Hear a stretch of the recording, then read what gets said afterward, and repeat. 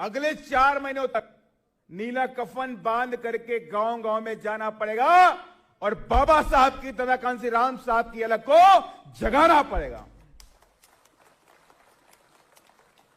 और बिना काम के कुछ नहीं होता है, बिना स्ट्रगल के कुछ नहीं होता है।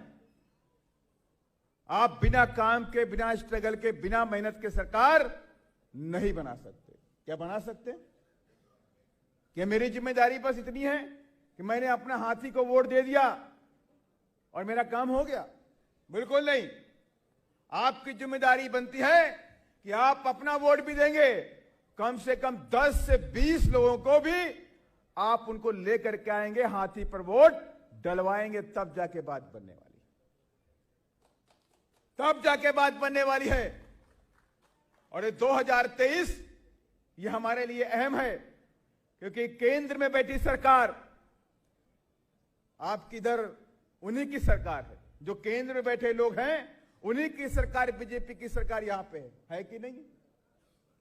और केंद्र में बैठी सरकार हमारे संविधान को खत्म करना चाहती है। केंद्र में बैठी सरकार हमारी नौकरियों को खत्म करना चाहती है। केंद्र में बैठी सरकार हमारे कॉन्स्टिट्यूशनल राइट्स को खत्म करना चाहती है। केंद्र में बैठी सरकार हमारे पे कोई एट्रोसिटी होती है तो उस पर बात नहीं करती। Don't want to talk atrocity के ऊपर। अगर आप उससे कोई स्कॉलरशिप दीजिए एससी एसटी को, he don't want to talk, कोई बात नहीं होगा। स्कॉलरशिप पे कोई बात नहीं होगा, एजुकेशन पे कोई भी बात नहीं होगा, महंगाई को लेके कोई बात नहीं होगा, एससी एसटी को अपलिफ्ट करने पे कोई बात नहीं होगी। बात क्या होगी?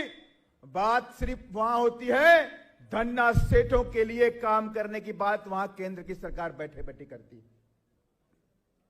ये सारा सब कुछ आपके सामने होता है।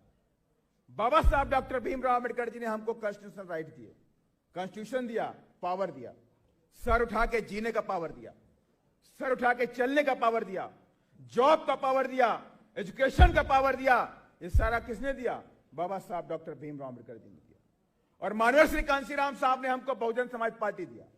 कहा इसी बहुजन समाज पार्टी के जरिए आपको सत्ता की चाबी अपने हाथों में लेनी है और बाबा साहब के संविधान को बचा करके इस देश में लागू करना है। ये बाबा साहब डॉक्टर अंबेडकर जी ने भी कहा था, और ये काम माननीय श्री कांशीराम साहब ने आप सबके सामने करने का प्रयास भी किया।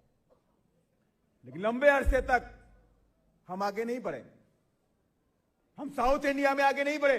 मैं कर्नाटका की बात नहीं करता, सिर्फ मैं साउथ इंडिया की बात करता हूं।